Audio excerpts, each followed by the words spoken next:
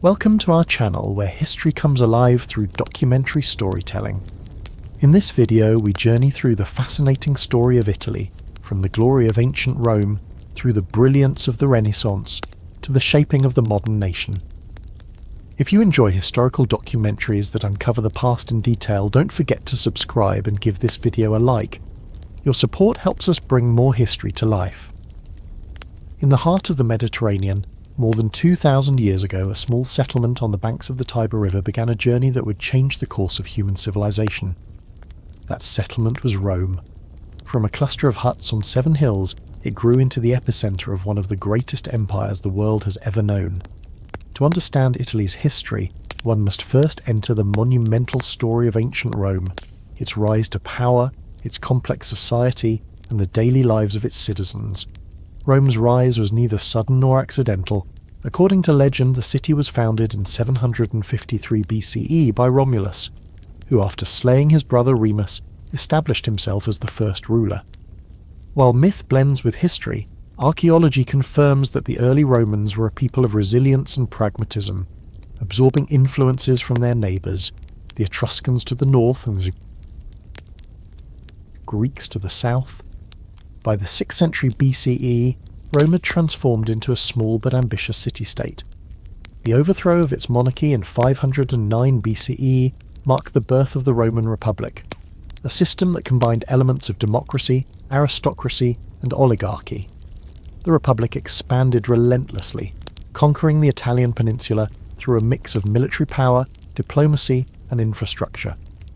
Roman roads, laid with precision, connected distant provinces and symbolized the empire's reach.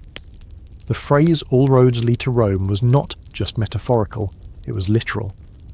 By the 2nd century BCE, Rome's authority stretched across the Mediterranean, crushing rivals like Carthage in the Punic Wars. The victory over Hannibal and his elephants, after years of brutal fighting, cemented Rome as the dominant power of the ancient world. Yet power came with challenges. The Republic was plagued by internal conflict, class tensions, and the ambitions of generals. Figures such as Julius Caesar and Pompey pushed Rome into civil wars that reshaped the state. When Caesar crossed the Rubicon in 49 BCE, he set in motion the fall of the Republic. His assassination in 44 BCE was intended to restore liberty, but it only deepened the chaos. Out of the ashes rose Caesar's adopted heir, Octavian, later Augustus, who became the first emperor in 27 BCE. Thus began the Roman Empire, and with it centuries of dominance known as the Pax Romana, the Roman peace. But Rome was not just an empire of conquests and emperors, it was also a place of ordinary people. Farmers, merchants, soldiers, slaves, and artisans. Daily life in ancient Rome varied dramatically depending on one's social status. At the top were the patricians, wealthy landowners, and senators who wielded political influence. Below them were the plebeians, the common citizens who worked as farmers, traders, and labourers.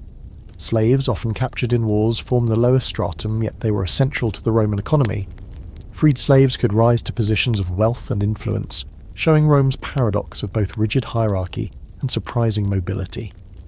The beating heart of the city was the Forum Romanum, the grand marketplace and civic centre where politics, commerce and religion converged.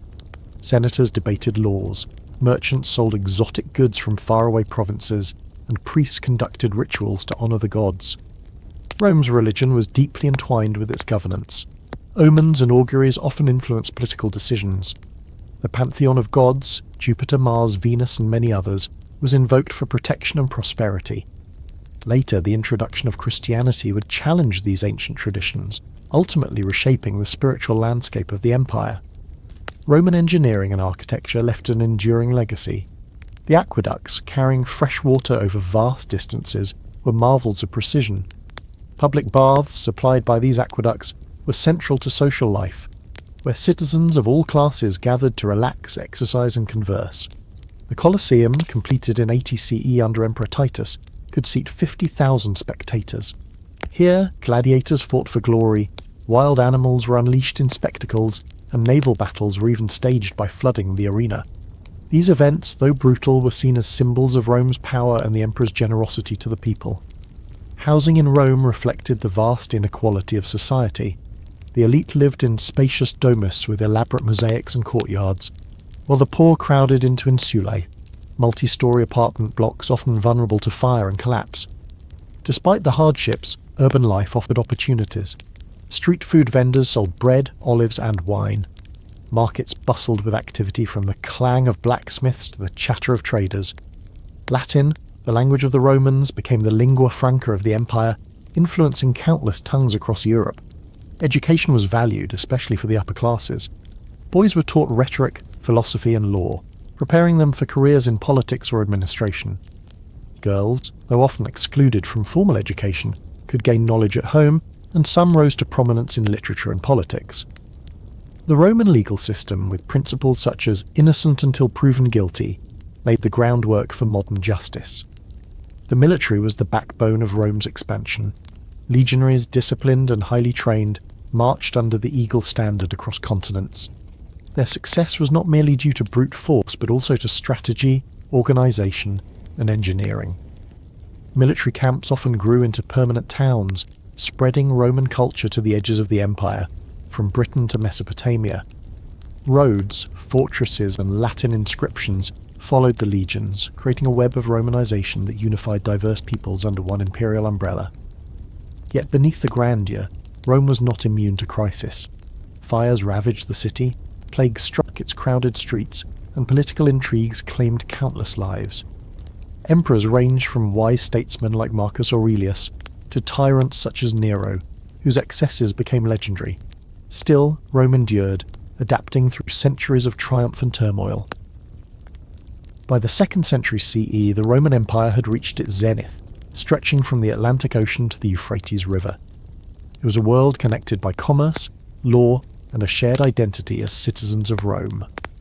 The empire's influence on governance, law, architecture, language, and culture would outlive its political power by millennia. The story of ancient Rome is not merely the tale of emperors and battles. It is the story of how a city built on 7 hills transformed into the backbone of Western civilization. Its monuments still stand, its ideas still guide, and its legacy continues to echo through time. From the hum of the Forum to the roar of the Colosseum, Rome remains eternal. Urbs Aeterna, the eternal city. When the Middle Ages gave way to a new dawn, it was Italy that became the cradle of a movement that would redefine human thought, culture, and ambition. The Renaissance, literally rebirth, emerged in the 14th century and stretched across 3 transformative centuries. It was not merely a revival of ancient knowledge, it was a revolution of ideas that changed the trajectory of Europe and, ultimately, the world. At its heart were Italian cities like Florence, Venice, and Rome, each a beacon of creativity and intellectual energy. The seeds of the Renaissance were sown in Florence. This Tuscan city, nestled along the Arno River, became a laboratory for new ways of thinking. Wealth from banking and trade allowed families like the Medici to sponsor artists, architects, and scholars. Cosimo de' Medici, and later his grandson Lorenzo the Magnificent, transformed Florence into a hub of artistic patronage. In their palaces, artists found both financial support and intellectual freedom. Without the Medici and other patrons, the brilliance of the Renaissance might never have flourished. At its core, the Renaissance was fueled by humanism, a philosophical movement that placed human beings, rather than divine or supernatural forces, at the centre of inquiry. Humanists turned to the texts of ancient Greece and Rome, rediscovering authors like Cicero, Plato, and Aristotle. They studied the humanities, grammar, rhetoric, poetry, history, and moral philosophy, not just to preserve old knowledge, but to question, reinterpret, and build upon it. This emphasis on critical thinking and human potential reshaped education, politics, and art. Art itself was transformed into a mirror of this new worldview. No longer confined to the rigid symbolism of medieval traditions, Renaissance artists sought realism, perspective, and emotion. They studied anatomy to depict the human body with accuracy and grace. Linear perspective, rediscovered and refined, allowed painters to create the illusion of depth, turning flat surfaces into vivid three-dimensional worlds. In Florence, a young sculptor named Donatello carved figures that seemed alive, imbued with motion and spirit. Nearby, in the workshops of painters, experiments with light and shadow, chiaroscuro, added dramatic intensity to scenes of both sacred and secular life. Leonardo da Vinci embodied the very essence of the Renaissance man. Born in 1452, he was a painter, inventor, engineer, anatomist and dreamer. His notebooks reveal a mind endlessly curious, sketching designs for flying machines centuries before aviation, studying the flow of water and dissecting corpses to understand the human form. His paintings, from the Last Supper to the enigmatic Mona Lisa, remain some of the most studied and admired works in history. For Leonardo, art and science were inseparable, each informing the other in the pursuit of truth. Alongside Leonardo stood Michelangelo Buonarroti, whose genius in sculpture and painting defined the heights of Renaissance creativity. His David, carved from marble, is not merely a biblical hero, but a symbol of Florentine civic pride and human strength. Commissioned by the Vatican, Michelangelo's work on the Sistine Chapel ceiling turned the very vault of St. Peter's into a masterpiece of colour, movement, and theology. Scenes like the creation of Adam, with its outstretched hands nearly touching, became iconic images of humanity's connection to the divine. Florence was not alone in this cultural awakening. Venice, with its glittering canals and thriving trade, became a melting pot of ideas and artistic styles. Venetian painters like Titian brought vibrant colour and sensuality to their canvases, while architects such as Andrea Palladio reshaped classical forms into villas and churches that influenced architecture across Europe and even in the Americas. The printing press, introduced in the mid-15th century, ensured that ideas spread rapidly beyond city walls. Books, once precious and rare, became accessible, fueling literacy and debate. Rome too underwent a renaissance of its own, particularly under the papacy. Determined to restore the city's grandeur, popes commissioned vast building projects. St. Peter's Basilica was redesigned, with contributions from Bramante, Michelangelo and Bernini, becoming the spiritual and architectural heart of Catholicism. The Vatican Library amassed manuscripts from across Europe and the Middle East, turning Rome into a centre of learning and preservation. Yet this golden age also carried tensions. The wealth and power of the Church, contrasted with the growing calls for reform, foreshadowed upheavals that would shake Christendom. The Renaissance was not limited to art and architecture. It extended deeply into science and exploration. In Pisa, Galileo Galilei peered through his telescope, challenging long-held beliefs about the cosmos. He confirmed the moons of Jupiter, the phases of Venus, and the imperfections of the moon's surface, observations that supported Copernicus's heliocentric model of the universe. For his bold assertions, Galileo faced trial and condemnation, yet his discoveries laid the groundwork for modern astronomy and physics. In Genoa, a sailor named Christopher Columbus sought new routes across the ocean, his voyages in 1492 and beyond connecting Europe to the Americas and reshaping the global map forever. The intellectual ferment of the Renaissance also reshaped politics and philosophy. In Florence, Niccolò Machiavelli wrote The Prince, a stark and pragmatic guide to power. His work, controversial and often misunderstood, reflected the turbulent political climate of Italian city-states, where alliances shifted, rivalries erupted, and survival required both cunning and force. Across Italy, republics, duchies, and kingdoms vied for dominance, but it was their competition, as much as their cooperation, that spurred innovation and progress. By the 16th century, the Renaissance had radiated outward from Italy, influencing France, England, Spain, and beyond. Shakespeare, Cervantes, and Montaigne all drew from its humanist ideals. The Renaissance spirit of inquiry would fuel the scientific revolution, the Enlightenment, and the modern age. Yet even as its influence spread, Italy remained its birthplace and beating heart, a land where art and science, faith and reason, beauty and knowledge converged. To walk through Florence today is to step back into this extraordinary period. The Duomo, with its massive dome engineered by Filippo Brunelleschi, still dominates the skyline. The Uffizi Gallery preserves the works of Botticelli, Raphael, and Leonardo. In Rome, the Sistine Chapel draws millions to gaze upward at Michelangelo's frescoes. Venice's canals still reflect the golden light that inspired Titian and Tintoretto. These are not merely relics of the past. They are living testaments to a time when humanity discovered itself, when art and science sought to capture both the earthly and the eternal. The Renaissance was more than a cultural revival. It was a declaration of human possibility. It was a period when boundaries of knowledge were pushed, when beauty and intellect were pursued with equal passion, and when Italy stood at the centre of a world rediscovering its own brilliance. The legacy of this rebirth continues to define not only Italy, but the very essence of what it means to be human. By the dawn of the 19th century, Italy was a land divided. The glory of ancient Rome and the brilliance of the Renaissance had long faded, leaving behind a peninsula fractured into kingdoms, duchies and territories under foreign rule. The dream of united Italy lingered in the hearts of poets, thinkers and patriots, but it would take revolution, diplomacy and war to forge a single nation from this mosaic of states. The story of modern Italy begins with the Risorgimento, the Resurgence, a movement that transformed Italy from a fragmented land into a unified state. In the early 1800s, much of northern Italy lay under Austrian domination, while the Papal States stretched across the centre of the peninsula, and the Kingdom of the Two Sicilies ruled the south. Napoleon's conquests had briefly unified parts of Italy under French control, spreading revolutionary ideals of nationalism and self-determination. But after his defeat, the Congress of Vienna in 1815 restored old boundaries, placing Italy once again under foreign influence. Yet the seeds of change had been planted.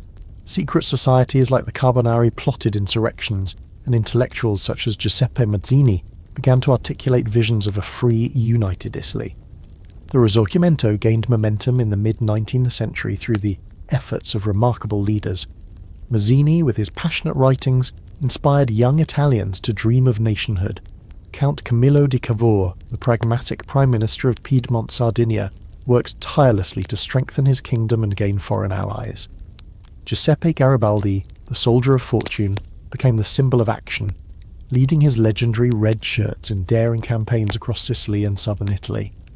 In 1861, after a series of wars and revolutions, Victor Emmanuel II of Piedmont was proclaimed king of a united Italy.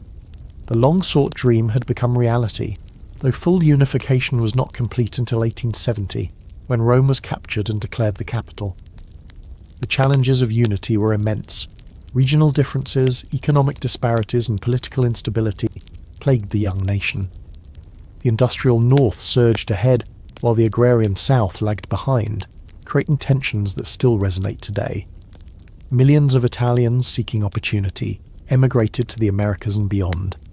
Yet Italy persisted, slowly forging a national identity, building railways, establishing schools, and consolidating laws. As the 20th century dawned, Italy sought recognition as a modern power. It joined the scramble for colonies, claiming territories in Africa such as Eritrea, Somalia, and later Libya. In 1911, Italian forces clashed with the Ottoman Empire, expanding their influence. Italy entered the First World War in 1915 on the side of the Allies, enticed by promises of territorial gains. The war was brutal, particularly along the Alpine front against Austria-Hungary. Battles like Caporetto and Vittorio Veneto left deep scars, but Italy emerged among the victors in 1918, though with less reward than expected. The sense of mutilated victory fueled discontent and paved the way for radical change. In the aftermath of the war, social unrest and economic crisis engulfed the nation. It was in this climate that Benito Mussolini rose to power. A former socialist turned nationalist, Mussolini founded the Fascist Party, promising order, strength, and a revival of Roman grandeur. In 1922, his black shirts marched on Rome, and King Victor Emmanuel III appointed him Prime Minister. Thus began 2 decades of fascist rule. Mussolini's regime emphasized authoritarian control, propaganda, and expansionism. His alliance with Adolf Hitler brought Italy into the orbit of Nazi Germany, setting the stage for disaster. When World War II erupted, Italy joined the Axis powers in 1940, seeking to expand its empire. But Italian campaigns in Greece, North Africa, and Russia faltered, revealing weaknesses in the military and economy. By 1943, Allied forces invaded Sicily and southern Italy. Mussolini was deposed, and Italy descended into civil war. While the south aligned with the Allies, the north became a puppet state under German occupation. Resistance fighters, partisans, fought bravely against fascist and Nazi forces. By 1945, Mussolini was captured and executed, and Italy emerged devastated. Its cities in ruins, its people weary from years of conflict. The post-war years marked a turning point. In 1946, Italians voted in a referendum to abolish the monarchy and establish a republic. The House of Savoy, which had ruled for centuries, was exiled. Italy embarked on a journey of reconstruction and renewal. With support from the Marshall Plan, the economy began to recover. The 1950s and 1960s brought the Italian economic miracle. Rapid industrial growth, urbanization, and prosperity. Fiat cars rolled off assembly lines, fashion houses in Milan gained global fame, and Italian cinema flourished with directors like Federico Fellini and Vittorio De Sica. Italy became a founding member of the European Economic Community, the forerunner of today's European Union, cementing its place in a new, integrated Europe. Yet challenges persisted. Political instability led to frequent changes of government, corruption scandals, and episodes of violence, including the years of lead in the 1970s, when terrorism from both the far left and far right shook the nation. Organised crime, particularly the mafia in Sicily, remained a dark shadow over Italian society. Still, Italy endured, balancing its ancient traditions with modern aspirations. By the late 20th and early 21st centuries, Italy had established itself as a democratic republic, a cultural powerhouse, and an economic player on the global stage. It hosted world events, contributed to European integration, and remained a leader in art, design, and cuisine. Italian fashion brands such as Gucci, Prada, and Versace became synonymous with elegance, while Italian cuisine, pizza, pasta, espresso, spread worldwide as symbols of warmth and hospitality. Tourism thrived, with millions drawn each year to Rome's Colosseum, Florence's Renaissance treasures, Venice's canals, and the sun-drenched Amalfi Coast. Today, Italy continues to face both challenges and opportunities. Economic reforms, demographic changes, and political debates shape its future. Migration, globalization, and the pressures of the European Union bring new dynamics. Yet Italy remains, as it has always been, a land of contrasts, north and south, tradition and innovation, past and present. Its legacy, built over millennia, endures in its art, architecture, language, and way of life. From the ruins of the Roman Forum to the masterpieces of the Renaissance, from the struggles of unification to the complexities of the modern republic, Italy's journey is one of resilience and reinvention. It is a story of a people who, time and again, have looked to their past for inspiration while striving toward a future of unity and creativity. In the words of many historians, Italy is not merely a country, it is a civilization, a timeless tapestry woven from the threads of empire, rebirth, and modern rebirth once more. And so, the narrative of Italy comes full circle, from the eternal city of Rome through the brilliance of the Renaissance to the Republic of today, a land where history is not just remembered, it is lived every day in its streets, its art, its voices, and its spirit. Thank you for joining us on this journey through Italy's remarkable history. From ancient empires to cultural rebirth and modern transformation, every chapter tells us how the past still shapes the present. If you enjoyed this documentary and want to see more deep explorations of world history, please subscribe to our channel and leave a like. Share your thoughts in the comments, we'd love to hear from you. Until next time.